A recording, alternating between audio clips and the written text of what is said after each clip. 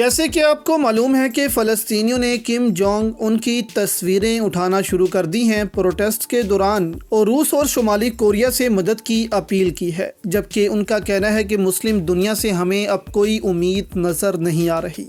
اب رات گئے شمالی کوریا کے صدر کا پھر سے بیان آ گیا ہے فلسطین پر۔ ساتھ آپ کو بتائیں گے کہ چین نے 6 جنگی بحری جہاز بھیجنے کے بعد اب کس کو مڈل ایسٹ بھیج ڈالا ہے۔ شمالی کوریا کے supreme leader Kim Jong Un کا کہنا ہے کہ اسرائیل فلسطین تنازع کا مکمل طور پر ذمہ دار امریکہ کو ہم سمجھتے ہیں۔ مشرق وسطی کا تنازع ایک المیہ تھا جو مکمل طور پر امریکہ نے پیدا کیا تھا۔ امریکہ نے اس تنازع میں صرف اسرائیل کا ساتھ دیا۔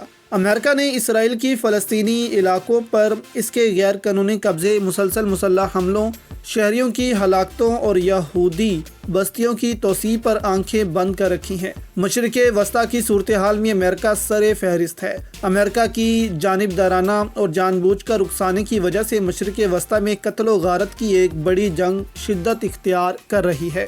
اب اس کے بعد سوال پیدا تو ہو رہے ہیں کہ آخر کوریا اس قدر کیوں فلسطینیوں کی مدد کو آیا ہے۔ اس سے پہلے آپ نے کبھی بھی نہیں سنا ہوگا دوستو کہ کوریا نے فلسطینیوں کے لیے بیان جاری کیا، ان کے ساتھ کھڑا ہوا۔ تو اس کی وجہ جو اس وقت بدلتے ہوئے حالات کو دیکھ کر سمجھ آ رہی ہے وہ یہی ہے کہ روس، چین، کوریا سمجھتے ہیں کہ دنیا میں ہم 3 ممالک ہی کمیونسٹ ہیں، ہمیں مسلم دنیا کو اپنے ساتھ ملا کر اپنی طاقت میں اضافہ کرنا چاہیے، کیونکہ امریکہ نے یورپ کو اپنے ساتھ ملا کر اور اس کے بعد امریکہ نے اس دنیا پر حکومت کی تھی۔ اسی طرح روس، چین چاہتے ہیں کہ ہم مسلم دنیا کو اپنے ساتھ ملا کر اس دنیا پر حکومت کریں، اور روسی صدر نے تو اس حوالے سے بیان بھی جاری کر دیا تھا کہ ہم اسلامی دنیا کے ساتھ نئے تعاون کے لیے بالکل تیار ہیں۔ یہ ایک اشارہ دیا تھا مسلم دنیا کو کہ روس کے ساتھ تعاون بڑھایا جائے، جبکہ امریکہ کو اب خیر آباد کہہ دیا جائے۔ اس لیے آپ کو اب نظر آ رہا ہے کہ چین، روس، کوریا کھل کر ساتھ دے رہے ہیں فلسطین کا۔